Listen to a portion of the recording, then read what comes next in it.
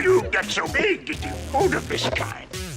Welcome back! This is part 2 of me watching the solo deleted scenes and kind of breaking them down as I see them for the first time. If you missed it, there is part 1, which you can click on in one of the corners and it'll take you back to that video. I just didn't want to make you sit through like a 20-25 minute video of me breaking down all of the things, so I kind of split it up. So I appreciate you coming into this video. When you're done with this one, please feel free to check out the first one. It would mean a lot to me. And with that, let's go ahead and get into the second round of the deleted scenes. Alright, here we have Han versus Chewie, the extended version. I'm going to go ahead and get this started. This is going to be the longest one we have to watch. This is like a 5-minute thing, so I might do some magic of editing here. But this is obviously just going to be more of the fight between Han and Chewie. Haven't fed him in 3 days. Should be fun. This is one of the best parts of the movie, though. They really did the Han and Chewie meeting each other thing so well, and I was really impressed. I like that it's a little bit like the Rancor in Return of the Jedi. Ooh, ah! That looks like it's smart. It looks like he ripped some hair there.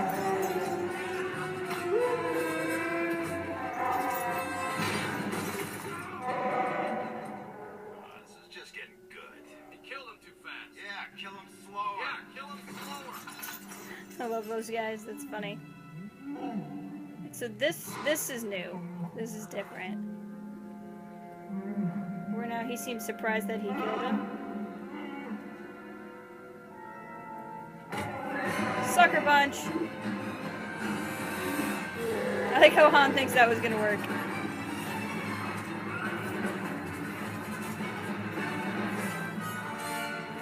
I like that Chewie seemed concerned that he killed him. And then now he's back trying to kill him.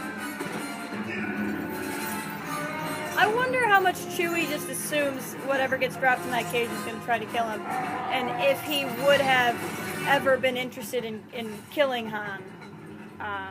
Or if he saw the whole fight as self-defense because he assumed whoever was dropped in there was going to try to kill him.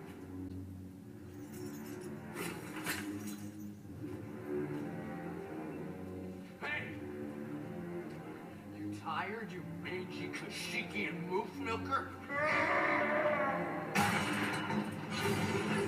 Your father was a bantha. Your mother was a rogue. Oh, more references. So that I think some of that was a little bit out of sequence from how it appeared in the film. Yeah, I speak a little now. Just listen.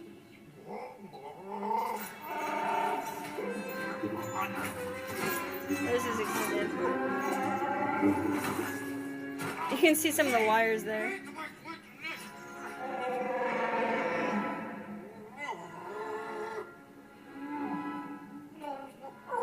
By Secret Battle Pretend is still like my favorite thing ever.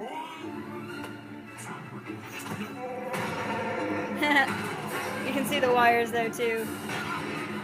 So here they rearranged it. In the film they saved a lot of that insults to like have him upset Chewie.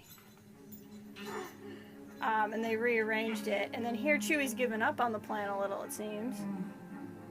You see, Chewie isn't really interested in hurting Han. I think he was only attacking because he must think that whatever's gone in that cage before must have tried to kill him.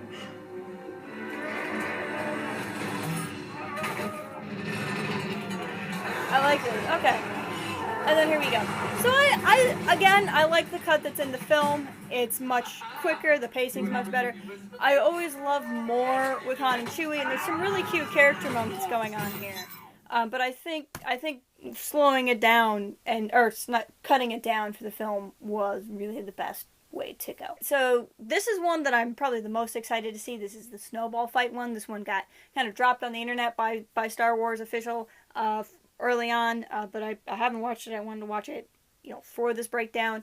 It's gonna be really short, but I'd be really curious to know if this is something that was actually in the script or if this is something they just kind of came up with on set. It's a very stunning location, though. I really like it. When Chewie's just like, snow. I wonder if Chewbacca has seen snow before. Han presumably wouldn't have. Oh, now they're snuggling. It's so cute. Hey! Oh, they got in trouble with Dad.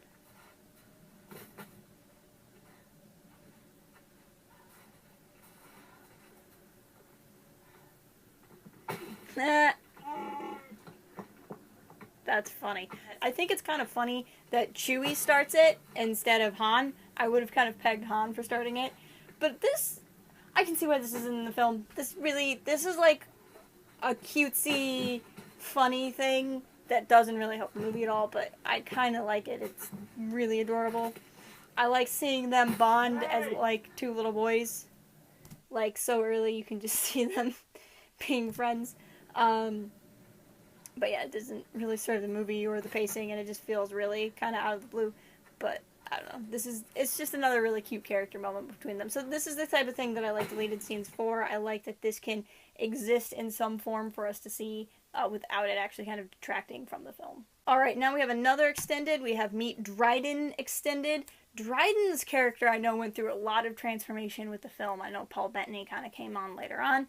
So I'm kind of curious to see more of this character, more of what we see. I'm wondering if he's going to have his visual effects on his face the whole time, because I know the lines on his face were added later. I feel like you could spend so much time looking around this room. It's all right.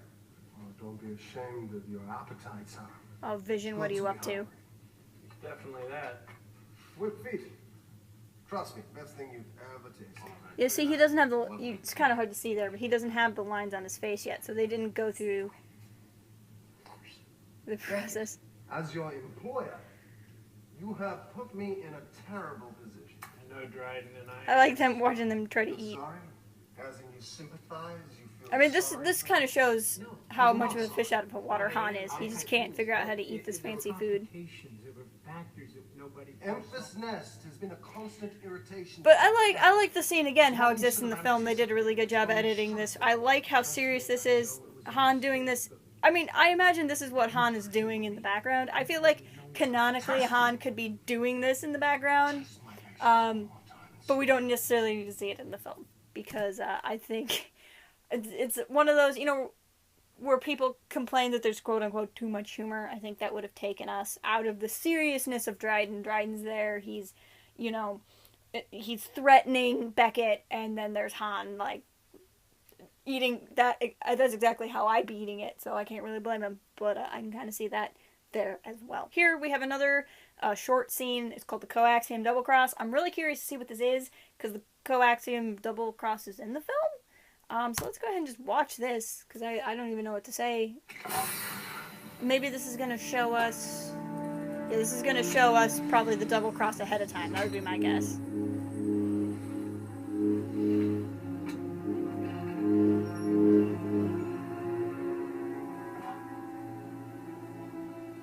More of these cases? Yeah, so this is Han figuring out the plan. And then we see Paul Bettany's ship come in, which is not fully rendered there. Okay, that makes sense. That makes sense. So there was nothing functionally wrong with that scene. I don't think that scene would have messed with the pacing a lot. But what I like is that we didn't know about the double cross until the villains did. I really liked that there was this moment where Beckett comes back and betrays Han, which is something I think a lot of people could have seen coming, but Han seeing it coming was such an important part of the story. It made it a little bit less conventional towards the end, but it also shows how he's growing. He's not the innocent, I'm going to go along with everyone. I mean, ultimately, he will be betrayed yet by Kira, but he trusts Kira in a way that he doesn't trust Beckett. And I think it's important to Han's character that he figures it out by the end of the film, but at the same time doesn't figure Kira out. So I'm glad that scene wasn't there, even though there was nothing functionally wrong with it, and I don't think it would have had the same issues as other scenes. But I like that. I guess ultimately, I said the same thing every time, and I kind of say this every deleted scenes stuff. I love seeing this stuff. I'm so glad the filmmakers put this stuff on the DVD, but deleted scenes were usually deleted for a reason. And honestly, Solo is one of the best cut Star Wars films of any of the Star Wars films. I mean, there's no point where the film feels slow. There's very few parts that feel rushed. There's very few parts where I feel like things aren't fully explained. If there's anything, I think it's when Han enters the Imperial service to when he meets Beckett is a little rushed, and we saw some of that being cut. but at the same time, putting anything in there, I think, would have slowed the film down. So it's one of those kind of double-edged swords type of thing. So I really appreciate that, and really, always, deleted scenes make me appreciate the final cut of the movie we did get and how masterfully it was put together. So that's my full breakdown of all the deleted scenes. I hope you enjoyed them. Please leave a comment telling me which one you liked the most and what your experience is.